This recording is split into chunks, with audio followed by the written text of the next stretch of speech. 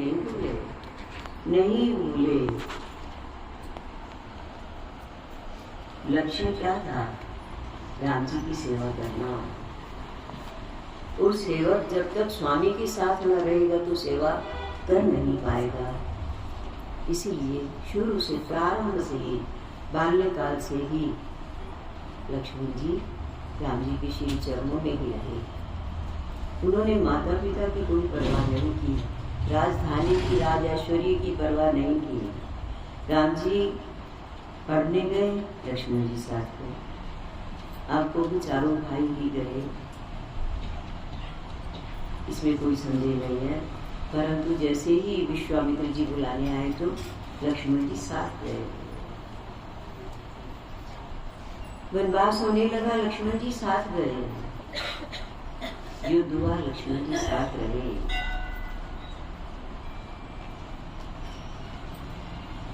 साथ रहे।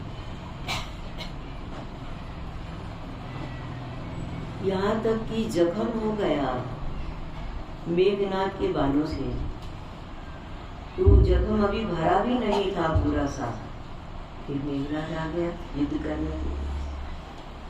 लक्ष्मण जी ने अपने शरीर की परवाह युद्ध में पूरा साथ दिया, नहीं सोचा जानकी जी तो राम जी की पत्नी है, मैं तो राम जी की सेवा के लिए आया हूँ। युद्ध में राम जी से पहले राम जी जाने लगे कि लक्ष्मण तुम्हारा जख्म अभी अधूरा है। नहीं भैया जाना, आप अकेले कैसे लड़ पाओगे, अभी तो रावण बाकी है। आपके जो अपने लक्ष्य को न भूले वो कौन है?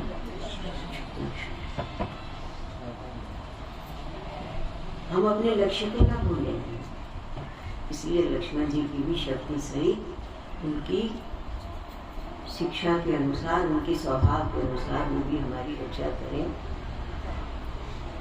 और शत्रुघ्न कौन है? जो शत्रुओं का नाश, देश की रक्षा के लिए। भरत जी जब नंदी गांव में रहे तो भी शत्रुघ्न से कहा गया तुम अयोध्या का ध्यान रखना और मैं नंदी ग्राम में रहूंगा, साधना रख रहूंगा। शत्रुघ्न शत्रुओं का जो नाश कर सके, करने में चतुर हो, परंतु वो तभी कर पाएंगे जब उनकी शत्रु नाश करने की बौद्धिक शक्ति और शारीरिक शक्ति उनकी तभी कर पाएंगे। तो आप कहोगे कि राम जी के लिए रक्तांबुज दलाभिराम नयनम पीताम्बरालंकृतम श्यामांगम द्विभुजम प्रसन्नवदनम श्री सीतया शोभितम कारुण्यामृत सागरम। करुणा के सागर है राम। उनकी विशेषता क्या बताई? करुणा, कारुण्य सागरम। इसीलिए कहा अति कोमल रघुवीर स्वभाव, यद्यपि अखिल लोक कर राहु। भले ही सारे विश्व के अखिल लोक, अखिल माने संपूर्ण लोक, जितने भी लोग हैं, 14 भुवन, सबके राजा कौन है? राम जी, राजा राम। परंतु करुणा से भरे हुए हैं, सुव्यवस्थित करने के लिए दंडित भी करते हैं, परंतु दंड भी करुणा से भरा हुआ होता है, उनका कृपा से भरा हुआ होता है। जिसे माँ बच्चे को कोई अपराध करे, डांटती है, मारती है, हाथ भी उठाती है, डंडा भी उठा लेती है, परंतु इस ढंग से मारती कि उसका अंग भंग ना होने पाए, उसका अंग भंग ना होने पाए, किसी भी तरह से उसकी हानि ना होने पाए। हाँ, उसके अंदर जो दोष आ गए है, दुर्गुण आ गए है, गलत आदत आ गई है, उसकी हानि हो जाए, वो दोष नहीं, बस सुधार के लिए। इसी तरह से प्रभु जीवों को दंडित करते हैं, उनका दुष्कर्म मिटाने के लिए, उनका दुर्चरित्र मिटाने के लिए, उनकी गंदी आदतें छुड़ाने के लिए उनको दंडित करते हैं। इसलिए अपहरण भी कर लेते हैं धन इत्यादि का। जो गलत इस्तेमाल करते हैं हरण कर लेते हैं, परंतु जो सही इस्तेमाल करते हैं उनको डबल करके दे देते हैं। उपजाऊ शक्ति धरती माँ में किसने भरी? प्रभु ने। भूदेवी श्री देवी भगवान की ही शक्तियां हैं। तो कारुण्य रूपम, भगवान कैसे है? कारुण्य रूपम, करुणा कारुण्यामृतम सागरम। कोई सागर है, सागर उसको कहते हैं जिसमें जल की कोई था ही नहीं है, कोई सीमा ही नहीं है, जिसकी सीमा को, जिसके जल की सीमा को कोई पता नहीं लगा सकता।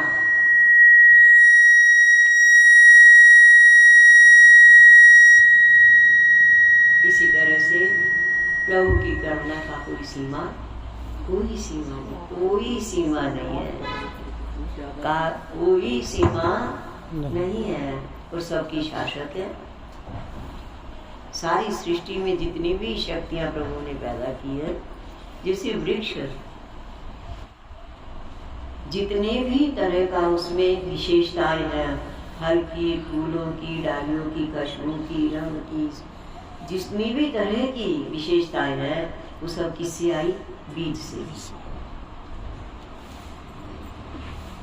तो जैसे बीज के बिना कुछ भी नहीं, और बीज है तो बीज की सारी शक्तियां अपने वो बिखेर देता है अपने विस्तार के अंदर। इसी तरह से सारी सृष्टि में जिसके पास जो भी विशेषताएं हैं वो सब किसकी दी हुई है? पत्ता ये न सोचे मेरी हरियाली, बीज में थोड़ा हरियाली थी, नहीं। हर पत्ते के अंदर जो भी कुछ गुण है, हर फूल के अंदर जो भी गुण है, हर फल के अंदर जो भी गुण है, वो सब किसका है? बीज का दिया हुआ है, सब बीज का दिया हुआ है। तो भगवान क्या है? बीज रूप है। इसलिए कारुण्य रूपम। और प्रिय गणों के सहित प्रभु हमारा कल्याण करें। कई बार जैसे आप लोग, कोई मांगने वाला आ गया, कहते भाई जरा तुम दे के आना बेटा, जाओ दे आओ। जो नौकर होते हैं या जो भी भाई भतीजा होते हैं, कहते बेटा जाओ तुम दे आओ, ये चीज ले जाओ, जाओ दे के आओ। कहीं मिठाई भेजनी है, कोई चीज भेजनी है। इसी तरह से चाहे कोई भी देवी देवता हो, चाहे पितर हो, कोई भी शक्तियां, वो सब प्रभु की प्रेरणा से ही दे पाते। किसी की भी पूजा आप करेंगे तो उनमें देने का हाथ किसका होता है? हाथ उनके देने में, उनके देने के हाथ में शक्ति किसकी होती है? प्रभु की। प्रभु। इसलिए कहा प्रिय गणे भ्रात्रादिभिर्भावितम वंदे विष्णु शिवादि सेव्यमर्षम भक्तिष्ट सिद्धि प्रदम। बोले राम कौन है? जिनकी वंदना विष्णु भी करते हैं, जिनकी वंदना विष्णु भी करते हैं, शंकर भी करते हैं, अपने गणों के सहित करते हैं। आप कहोगे विष्णु और राम में क्या अंतर है? विष्णु जो आदि शक्ति सच्चिदानंद ब्रह्म है, वो भले ही इंद्रियों से रहित है, सर्वेंद्रिय गुणाभासम सर्वेंद्रिय विवर्जितम। वो इंद्रियों वाला नहीं है, उसकी इंद्रियां नहीं है, परंतु जितनी भी इंद्रियां सब उसकी हैं, चाहे देखने की हैं, चाहे सुनने की हैं, चाहे बोलने की है, चाहे करने की है, चाहे त्यागने की है, चाहे ग्रहण करने की है, सब इंद्रियों में वो बसा हुआ है। इसीलिए जिस इंद्रिय से चाहे तो इंद्रियों से काम ले लेता है, और जब बिना इंद्रियों के करना चाहे तो बिना इंद्रियों के करके दिखा देता है। बिना इंद्रियों के, बिना औजारों के। वो कौन है? वो व्यापक शक्ति है। क्योंकि इंद्रियों से, औजारों से सीमित काम कर सकते हैं। इंद्रिय और औजार एक स्थान पर होते हैं, एक जगह पर होते हैं, इसीलिए वो एक ही काम कर पाते हैं एक बार में। अथवा आप कहोगे फैक्ट्रियों के अंदर बहुत बड़ी बड़ी मशीनें होती हैं और एक ही पुर्जे से वो चलाते हैं और 20-20, 50-50, हजार धागे की तारें निकालनी शुरू कर देते हैं। फिर भी कितनी सृष्टि कितनी है? कोई गिनती है? 1000, लाख, अरबों खरबों मशीन या फिर भी सीमित कर पाएंगी। भगवान जो है वो सब कुछ कर लेते हैं। बिनु पग चले सुनई बिनु गाना, बिनु कर करम करई विधि। वो ऐसे मालिक हैं हमारे प्रभु, ऐसे मालिक। वो परमपिता परमात्मा वो व्यापक है। वो सब कुछ करते हुए भी मान मर्यादाओं का बहुत ध्यान रखते हैं। अगर किसी ने भी, चाहे वो किसी भी योनि में अगर तप किया है और उनकी तप का फल देने के लिए चाहे शंकर जी हैं, चाहे भगवती हैं, और चाहे हनुमान जी हैं, और चाहे विष्णु भगवान है, ब्रह्मा जी हैं, इंद्र है, इंद्रजीत को भगवान ने, इंद्रजीत को इंद्र ने ही वरदान दिया। तो वो तप का फल देने की शक्ति भी भगवान ने ही उन देवताओं को दी, और वो माध्यम है। फल भी किसने दिया? भगवान ने दिया, उनके माध्यम से दिया, उनकी सिफारिश से दिया। सीधे सीधे फल कभी किसी को भी गलत फल नहीं दिया भगवान विष्णु ने। कहीं भी आप 18 पुराण पढ़ो, चारों वेदों को पढ़ो, नारायण ने कभी किसी को ऐसा वरदान नहीं दिया कि मैं इससे ना मरूं, इससे ना मरूं, इससे ना मरूं। ऐसा वरदान कहीं नहीं दिया। कि दिया? नहीं दिया, नारायण ने नहीं दिया। बच्चा कहे माँ मुझे जहर दे दो, मैं मरूंगा, दे देगी क्या? नहीं देगी, कभी भी नहीं देगी। इसी तरह से ऐसा जहर, ऐसे वरदान किसी ने नहीं दिए। अगर दिए हैं तो भोले बाबा दे बैठे हैं। भोले बाबा का हृदय ऐसा है। अच्छा बेटा ये मेरे कोई बात नहीं, देखी जाएगी मेरे को कोई बात। ब्रह्मा जी क्योंकि पैदा किए हैं, बनाता कौन है? ब्रह्मा जी। उसने इतना तप किया, इतना भारी तप किया है, इनको फल ना दे देते हैं। परंतु उनको ये नहीं पता कि ये दानव कुल से पैदा हुए, दानव कुल से पैदा हुए हैं। जैसा बीज होता है वैसे ही फल पौधे होते हैं। जो जिस कुल में पैदा होता है उसकी वैसा स्वभाव मिटता नहीं है, दब तो जाता है, मिटता नहीं है। इसलिए तपस्या इत्यादि करने में ताकत होती है उनकी, तप करते हैं, परंतु वो स्वभाव दोष नहीं मिटता। ऐश्वर्य आदि पर उसका दुरुपयोग दानव का जैसा ही व्यवहार करना शुरू कर देते हैं। इसीलिए घर में कोई बच्चा पैदा होता है तो कहते हैं उसका स्वभाव देखिए बोले तो राक्षस है। क्या वो दानव कुल से हुआ? नहीं, दानव कुल से पैदा तो नहीं हुआ है, परंतु पहले जो शरीर रहा होगा उसका दानव कुल में रहा होगा।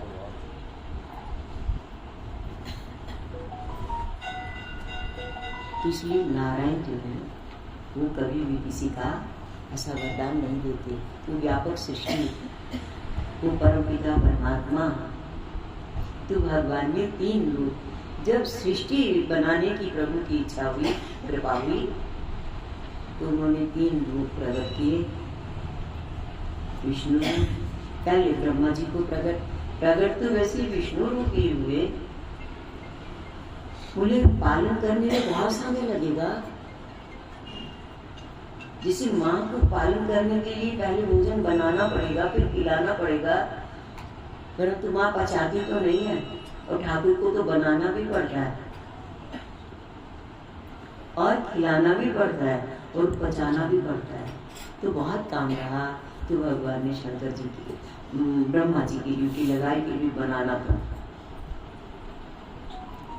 तो ब्रह्मा रूप अपना प्रकट किया। 4 तरह की सृष्टि है, अंडज, पिंडज, स्वेदज, उद्भिज, और 4 ही मुख ब्रह्मा जी के बना। ब्रह्मा रूप से प्रभु जब प्रकट हुए, और फिर शंकर जी देखो, कई बार अपने बुजुर्ग चले जाते हैं तो दुख लगने लगता है, अभी चले गए लगता है। परंतु अगर ट्रेन में सब बैठते चले जाएं, भरते चले जाएं, भरते चले जाएं, भरते चले जाएं और उतरे ना, तो क्या विचार है? जगह बचेगी कि नहीं बचेगी? चढ़ने वाले कहाँ चढ़ेंगे, कहाँ बैठेंगे? इसलिए ऐसी व्यवस्था कर दी सृष्टि की, आना और जाना, चढ़ना और बैठना और फिर उतर जाना वाली बात है। इसलिए उनकी लीला है, उत्पत्ति, पालन और संहार कर देना उनकी ये लीला है प्रभु की। तो संहार की ड्यूटी के लिए अपना शिव रूप प्रकट किया, बनाने के लिए ब्रह्मा रूप प्रकट किया, और पालन के लिए विष्णु रूप प्रकट किया। पूरी सच्चिदानंद। और जब जब सृष्टि में उत्पात हुए, राक्षसों की वृद्धि हुई, राक्षसों का बल बढ़ा, उत्पात करने लगे, तो फिर उस व्यापक शक्ति में परमपिता परमात्मा ने जैसा उनका वरदान था, वरदान भी पूरा किया। तब का फल काटा नहीं प्रभु ने। जैसे वरदान थे उसी वरदानों की पूर्ति हेतु करते हुए वैसा ही स्वरूप बना करके फिर प्रकट होकर के उस जीव का संहार भी किया, उस दुष्ट का संहार भी किया। तो इसीलिए विष्णु भी उनकी वंदे विष्णु शिवाजी सेव्य मनिषम भक्तिष्ठ सिद्धि प्रदम। वो नारायण, वो व्यापक शक्ति, वो परमपिता परमात्मा हमारा कल्याण करें, उनकी हम वंदना करते हैं। वो रावण इत्यादि को मारने के लिए सिया राम के रूप में प्रकट हुए, अपनी शक्ति को पृथ्वी से प्रकट किया, पृथ्वी से प्रकट किया आदि शक्ति, क्योंकि सहन शक्ति चाहिए थी रावण को मारने के लिए, सहन शक्ति चाहिए थी। और धरती में सहन शक्ति की अपार कृपा है। खोद खाद करते हैं, खोद खाद धरती सहे, कटुक वचन साधु सहे, खोद खाद बन रहा है। कटुक वचन साधु सहे और से सहा न जाए, ऐसा कुछ दोहा है। तो माँ हम कितनी खोदते हैं, पौधे लगाने के लिए, घर बनाने के लिए, कुछ करने के लिए, कुछ करने के लिए, चुप। इसीलिए जानकी जी बोली नहीं। राम जी को देखा वाटिका में, मन चला आदि शब्द थी, बोली नहीं जनक जी से कि इतने बानासुर, रावण और कितने कितने राजा भी आए, और ये छोटी सी बालक के रूप में प्रभु कैसे धनुष को तोड़ेंगे? और वो तोड़ देंगे और उनके साथ में जाना नहीं चाहूंगी। फिर भी प्रभु से नहीं कहा, आदि शक्ति भवानी से तो कहा कि माँ कृपा करना, वैसे तो अपना धनुष भारी ही रखना, जब वो लोग आएंगे तब तो भारी रखना, पर जब राम आए तो हल्का कर देना। ये किसकी सहन शक्ति? जानकी। वनवास होने लगा, सहन शक्ति में साथ जाऊंगी। वैसे राम जी कहीं जाते थे तो जानकी जी साथ नहीं जाती थी, परंतु वनों में जाने लगे। वन के दुख सुनाए प्रभु ने, जानकी जी ने, कौशल्या जी ने भी सुनाए। कोई मैं सुकुमारी नाथ बन जाओ तो मैं सुकुमारी हूँ तो आप भी तो कुमार हैं। अगर आप सह सकते हैं तो क्या मैं नहीं सह सकती बनो के दुख? शिक्षा देने के लिए कभी पति का त्याग या पत्नी का त्याग दुख के समय में कभी न करो। राम जी ने जानकी जी का त्याग नहीं किया कि उन्होंने सोने का ऋण मांगा था ना, इसलिए सोने की लंका में चले गए, जाने लगे। युद्ध किया, जान की बाजी लगा करके युद्ध किया। इसलिए गृहस्थ जीवन की सबसे बड़ी शिक्षा रामायण देती है, रामायण देती है।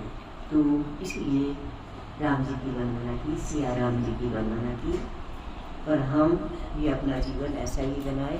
रावण की यहाँ सहन शक्ति की सीमा थी। पूरी चंद्रहास से तेरा सिर काट दूंगा, ये कोई बात नहीं, कोई बात नहीं। चंद्रहास और मम का इतापन रघुपति विरह नहीं समझा। चंद्रहास तो तेरी मेरे गर्दन के ऊपर आ सकती है, परंतु रावण तेरी जगह मेरी गर्दन पर नहीं आ सकती। क्या आदर्श है भारत के देवताओं का। तो आओ उन्हीं की आज अभी पुल बनाना और फिर शंकर जी की स्थापना करनी है, क्योंकि संहार का काम आपको पता है किसका है, शंकर जी। और उन्हों के दिए हुए वरदानों को मारना है, जिनको उन्होंने वरदान दिए हैं उनको मारना है। इसलिए शंकर जी को मनाना जरूरी था। दूसरा एक और भी बात थी, अगस्त ऋषि ये सातों लोकों में हमेशा रहते।